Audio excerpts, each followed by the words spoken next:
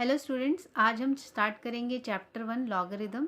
सो logarithm का definition देखने से पहले हम देखते हैं व्हाट इज़ पावर फंक्शन। ठीक है, सो पावर फंक्शन देखिए क्या होता है। A form y is equal to a to the power x is called a power function. Where देखो यहाँ पे जो a है इसको हम बोलते हैं बेस, एंड ये जो हमने लिखा है a to the power x इसको हम बोलते हैं पावर। ठीक है, तो a हमारा बेस होता है और x हमारी पावर होती है। नाउ देखिए इसका थोड़ा एक्सप्लेन करते हैं। यहाँ पे y is equal to 2 to the power 3। So y is equal to 2 to the power 3। यहाँ पे देखिए जो 3 है, ये 3 हमें क्या बताता है, ये 3 हमें ये बताता है कि 2 को कितनी बार मल्टीप्लाई करना है। ठीक है, तो 2 to the power 3 है, मीन्स 2 को हम 3 टाइम्स मल्टीप्लाई करते हैं तो हमें आंसर मिलता है 2 into 2 इज़ 8 आंसर आता है। सेम वे में एक और एग्जांपल देखते हैं। y is equal to 4 to the power 2। So again ये जो 2 है मतलब ये पावर है ना, तो ये 2 हमें ये बताता है इस 4 को 2 टाइम्स मल्टीप्लाई करना है तो हमें आंसर मिलता है 16। तो यहाँ पे जो हमारा जनरल फॉर्म है y is equal to a to the power x, तो ये x हमें क्या बताएगा, ये जो ऊपर लिखा है ये x, इसको हम बोलते हैं पावर और एक्सपोनेंट। इस चैप्टर में हम एक नया वर्ड हम लोग यूज़ करेंगे पावर के लिए, एक्सपोनेंट। तो ये जो x है ये हमें क्या बताता है कि इस a को कितनी बार मल्टीप्लाई करना है। तो यहाँ पे x है तो हम a को कितनी टाइम्स मल्टीप्लाई करते हैं, x टाइम्स मल्टीप्लाई करते हैं। नाउ ये तो हो गया हमारा पावर फंक्शन। अब हमारा मेन क्वेश्चन आता है कि पावर फंक्शन अगर हमारे पास है तो हमें लॉगरिदम क्यों यूज़ करना है। So why we need a logarithm. So need of logarithm ऐसा है, जैसे मैंने आपको पूछा 2 to the power what, this is a question mark, 2 की मैं क्या पावर लूँ कि मुझे 8 आंसर मिले। ठीक है, तो ये आप मुझे, अगर आप इंस्पेक्शन या गेस करोगे या चेक करोगे तो आप देखते हो 2 की 3 पावर लिया तो मुझे आंसर क्या मिल जाएगा, 8। तो आप मुझे बोलेगे इस क्वेश्चन मार्क की जगह 3 ले लो तो आपको आंसर आ जाता है 8। वैसे ही मैंने अगर आपको पूछा 2 की मैं ऐसी क्या पावर लूँ, 2 की मैं ऐसी क्या पावर लूँ, 2 to the power x, x मतलब अननोन है। ठीक है, ये 2 है और x अननोन है, इज इक्वल टू 4। तो भी आप मुझे इजीली बता सकते हो कि 2 की पावर अगर मैं 2 ले लेती हूँ, मतलब इस x को अगर मैं 2 से रिप्लेस कर देती हूँ तो भी मुझे आंसर क्या मिल जाएगा, 4 मिल जाएगा। लेकिन अगर मैंने आपको पूछा 2 की मैं ऐसी क्या पावर लूँ, 2 में जो x है, यहाँ x अननोन है ना, 2 की मैं ऐसी क्या पावर लूँ कि मुझे आंसर 5.5 मिले। तो देखिए ऐसे सिचुएशन में या ऐसे प्रॉब्लम्स में आप इस एक्सपोनेंट मतलब इस पावर की वैल्यू को ईजिली जज नहीं कर सकते, ईजिली गेस नहीं कर सकते। ठीक है, तो ऐसे सभी प्रॉब्लम्स में हम लोगों को यूज़ होता है logarithm. So using logarithm we can find this value of x। ये वाली जो पावर है, ये जो एक्सपोनेंट है, इसकी वैल्यू हम लॉगरिदम का यूज़ करके बहुत इजीली कैलकुलेट कर सकते हैं। ठीक है, तो ये आपको समझ में आ रहेगा why we need a logarithm. तो इस टाइप के सिचुएशंस में जहाँ पे कोई डेसिमल वैल्यू होती है, पावर ये जैसे 2 to the power x equal to 5.5, ये एक डेसिमल वैल्यू है, या कोई फ्रैक्शनल वैल्यू होती है, तो ऐसे प्रॉब्लम्स में हम क्या यूज़ करते हैं, एक्सपोनेंट की वैल्यू निकालने के लिए लॉगरिदम यूज़ करते हैं। नाउ देखिए लॉगरिदम का डेफिनेशन क्या होता है।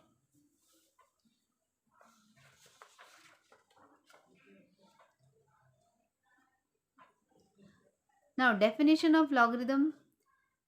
So what is the logarithm. तो अभी हमने देखा हम लोगों को x की वैल्यू निकालनी है, मतलब जो पावर है उसकी वैल्यू निकालनी है using logarithm. So logarithm is nothing but finding the exponent. Logarithm क्या है, logarithm is nothing but finding the exponent. So the inverse of power function is called logarithm. Power function के inverse को ही हम क्या बोलते हैं, लॉगरिदम बोलते हैं। ठीक है, नाउ यहाँ पे देखो y is equal to a to the power x, ये क्या है, एक पावर फंक्शन है। तो यहाँ पे देखिए अगर मैं इसको लॉग में लिखूंगी तो कैसे लिखूंगी, यहाँ पे देखो ये हो जाएगा x is equal to log y to the base a। जो बेस पावर फंक्शन में बेस है ना, जो a पावर फंक्शन में बेस है वही a हमारा लॉग में भी बेस होता है। ठीक है, दोनों का बेस सेम रहता है। Now y log y to the base a is equal to x। क्यों मैंने ऐसा लिखा, क्योंकि लॉग का मतलब क्या होता है, पावर की वैल्यू निकालना ही लॉग है। Finding the exponent is the log. ठीक है, तो फाइंडिंग द एक्सपोनेंट मतलब क्या होता है, पावर। तो ये हमारी पावर है x, तो x की वैल्यू निकालना ही लॉग है। ठीक है, तो इसको हम क्या बोलते हैं, logarithm is an exponent. Logarithm क्या है, एक एक्सपोनेंट है। तो एक्सपोनेंट मतलब ये पावर, तो x is equal to log y to the base a, ये आपको याद रखना है।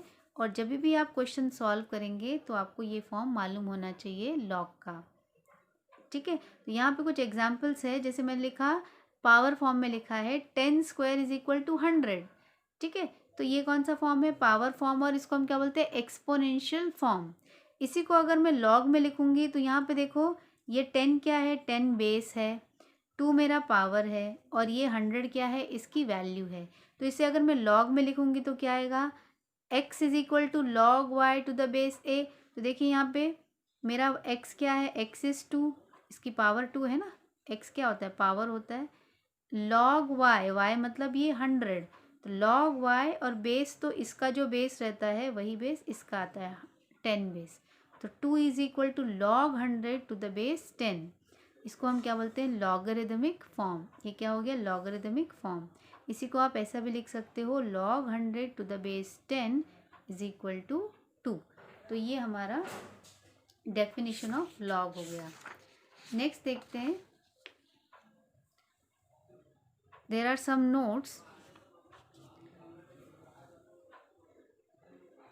अभी हम लोग यहाँ पे पावर फंक्शन की जगह एक्सपोनेंशियल ये वर्ड हम यूज़ करेंगे, पावर की जगह क्या वर्ड यूज़ करेंगे, एक्सपोनेंट, ठीक है। Now 2 to the power 5 is equal to 32, ये एक और एग्जाम्पल लिया हमने, 2 to the power 5 is equal to 32 होता है, दिस इज एक्सपोनेंशियल फॉर्म, मतलब ये पावर में है ना, ये हम सबको पता है, 2 की पावर 5 मतलब 2 को 5 टाइम्स मल्टीप्लाई करोगे तो 32 आता है, इसको हम बोलते हैं एक्सपोनेंशियल फॉर्म। इसी को अगर मैं लॉग में लिखना चाहूँगी तो कैसे लिखूँगी, लॉग में क्या लिखते हैं, लॉग मतलब क्या, पावर निकालना, पावर की वैल्यू निकालना, तो पावर यानी 5 हो गया, 5 इज इक्वल टू लॉग 32 और बेस 2, जो बेस पावर फंक्शन में होता है, एक्सपोनेंशियल फंक्शन में होता है, वही बेस लॉग का भी होता है, तो log 32 to the base 2 is equal to 5, ये कौन सा फॉर्म हो गया, लॉग फॉर्म हो गया।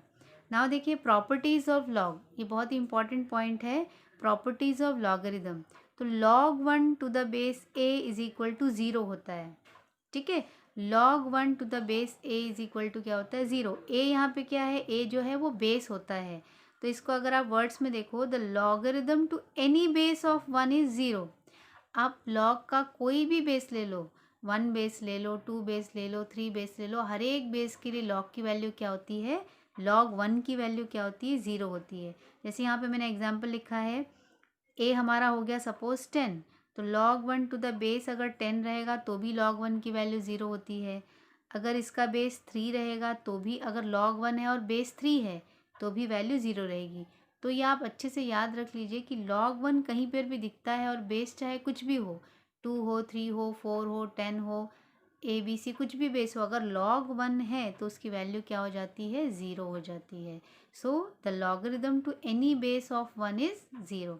तो ये फर्स्ट प्रॉपर्टी हो गई। नाउ द देखो सेकंड प्रॉपर्टी क्या है, second property is log a to the base a। यहाँ पे ध्यान से देखिए, log और उसका बेस, यहाँ पे देखो log a है और उसका बेस भी a है, तो log और उसका बेस अगर सेम है तो वैल्यू क्या हो जाती है, 1 हो जाती है, that is the logarithm of the base itself is 1। तो अगर इसका log की वैल्यू और इसके बेस की वैल्यू अगर सेम है तो उसकी जो आंसर आता है क्या, 1 होता है। जैसे फॉर एग्जांपल log 2 बेस 2, देखो यहाँ पे आप ध्यान से देखिए, यहाँ पे भी 2 है और उसका बेस भी 2 है, तो उस केस में हम इसकी वैल्यू क्या हो जाती है, log की 1 हो जाती है वैल्यू। सेम वे में अगर ये log 5 है और बेस भी अगर 5 है तो उस केस में भी वैल्यू क्या हो जाती है, 1। मतलब यहाँ पे अगर log और उसका बेस अगर सेम है तो वैल्यू हमेशा क्या मिलेगी आपको, 1 ही मिलेगी। तो ये दो इम्पॉर्टेंट प्रॉपर्टीज़ है, ये हमको याद रखनी है। नाउ नेक्स्ट देखते हैं types of logarithm. So types of logarithm में there are 2 types of logarithm, common log and natural log, ठीक है। सो कॉमन लॉग के लिए हम क्या लिखते हैं, LOG, और नेचुरल लॉग के लिए लिखते हैं LN, ठीक है।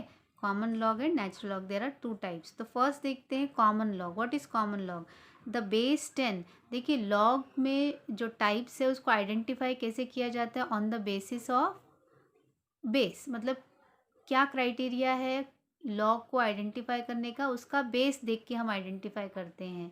अगर किसी लॉग के बेस में 10 लिखा है, इसका मतलब वो क्या है, कॉमन लॉग है। The base 10 logarithm is called common log. किसी भी लॉग में अगर बेस 10 है तो वो हमारा कौन सा लॉग होता है? कॉमन लॉग होता है। ठीक है, तो यहाँ पे देखिए, यहाँ पे मैंने नोट बना के लिखा है often the subscript base is dropped. कभी कभी कॉमन लॉग में बेस नहीं भी लिखा होता तो भी हम उसे क्या सपोज करना होता है कि वो कॉमन लॉग है। ये आप याद रखो, कॉमन लॉग में बेस अगर 10 लिखा है तो आप इजीली समझ सकते हो कि ये कॉमन लॉग है। कभी कभी लॉग में बेस नहीं भी लिखा होता, तो अगर बेस लिखा ही नहीं है तो उस केस में हमें कौन सा लॉग कंसिडर करना है? उसको कॉमन लॉग ही कंसिडर करना है। तो यहाँ पे उन्होंने बोला है कई बार वो सबस्क्रिप्ट जो है वो ड्रॉप हो जाता, मतलब नहीं लिखा होता, तो भी हमें उसे क्या कंसिडर करना है? एज कॉमन लॉग ही कंसिडर करना है। ठीक है, अब यहाँ पे देखो, यहाँ पे कुछ एग्जांपल्स लिखे हैं मैंने, जैसे log 3510 टू द बेस 10। अगर यहाँ बेस 10 लिखा है मतलब ये कॉमन लॉग ही है। लेकिन अगर मान लो कुछ लिखा ही नहीं है, log 3510 बेस लिखा ही नहीं है, इसका मतलब हमें इसे क्या कंसिडर करना है? ये कॉमन लॉग ही कंसिडर करना है। देखिए एक और एग्जाम्पल है log 100 टू द बेस 10। अगर बेस 10 लिखा है मतलब ये कॉमन लॉग है।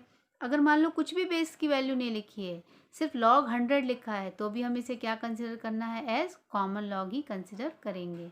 ठीक है, तो यहाँ पे देखिए, इसमें एक नोट पॉइंट मैंने आपको बताया है, क्योंकि आप डिप्लोमा में हैं और डिप्लोमा में साइंटिफिक कैलकुलेटर अलाउड है। ठीक है, non programmable scientific calculator allowed है।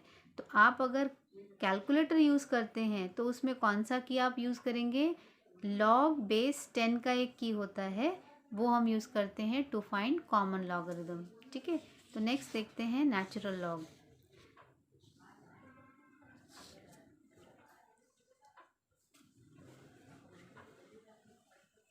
तो यहाँ पे देखिए नेचुरल लॉग कैसे आइडेंटिफाई करते हैं। नेचुरल लॉग आइडेंटिफाई करने के लिए भी हमारे पास क्राइटेरिया होता है, बेस के थ्रू करेंगे इसमें भी।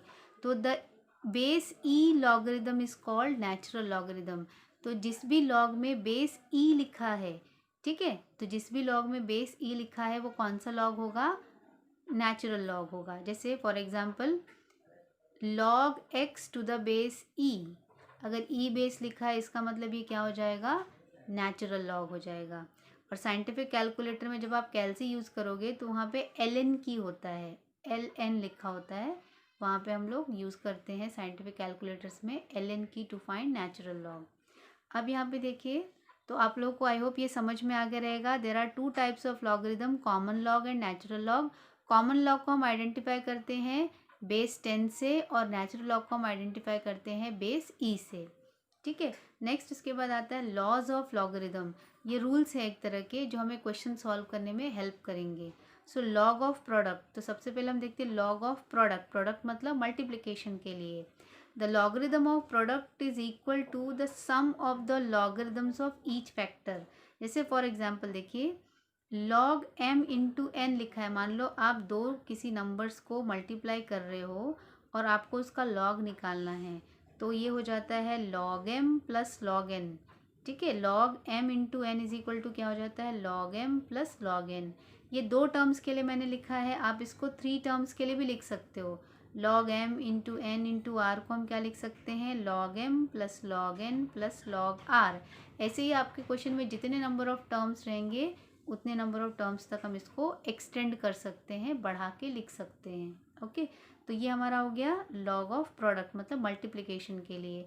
और ये रूल्स आपको मतलब याद रखने होंगे, तो जैसे ही आप क्वेश्चन सॉल्व करेंगे इन रूल्स से रिलेटेड, आपको ऑटोमेटिकली ये याद हो जाएंगे रूल्स। इसके बाद नेक्स्ट आता है लॉग ऑफ कोशेंट। नेक्स्ट जो रूल आता है that is log of quotient. Quotient मतलब होता है डिवीजन के लिए। ठीक है, तो डिवीजन के लिए देखिए लॉग क्या है? Log m upon n। मान लो हम दो नंबर्स को डिवाइड कर रहे हैं और हमें उसका लॉग निकालना है, तो ये क्या हो जाता है? Log m minus log n। ठीक है, log m minus log n। तो इस तरह से ये हमारा हो गया लॉग ऑफ कोशेंट, मतलब डिवीजन के लिए। और लास्ट रूल होता है log of power. Log of power जो है बहुत ही इंपॉर्टेंट रूल है, मतलब ये तीनों रूल्स ही बहुत इंपॉर्टेंट है। क्वेश्चंस जब आप सॉल्व करेंगे ये तीनों रूल्स आपके यूज़ होने वाले हैं। तो देखिए लॉग ऑफ पावर मतलब मान लो m to the power n है, किसी नंबर की पावर दी हुई है और उसका हमें लॉग चेक करना है, तो ये जो पावर है ये आगे मल्टीप्लाई हो जाता है n into log m to the base a। ये जो पावर है आगे मल्टीप्लाई हो जाता है n into log m to the base a। तो इस तरीके से ये आपके 3 रूल्स है लॉगरिदम से रिलेटेड, और ये तीनों रूल्स बहुत इंपॉर्टेंट है। जब आप क्वेश्चन सॉल्व करेंगे तो आपको ये रूल्स यूज़ होंगे। ओके, तो इस तरीके से ये हमारा बेसिक्स जो था लॉगरिदम का ये मैंने क्लियर कर दिया है आपको, और इससे रिलेटेड जो क्वेश्चंस के वीडियो है वो मैंने ऑलरेडी आपको डाले हुए हैं। ठीक है, ओके, चलिए, थैंक यू।